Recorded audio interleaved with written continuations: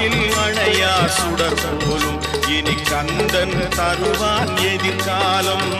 கந்தன் தருவான் எதிர்காலம். எனக்கும் இடம் உண்டு அருள் மணக்கும்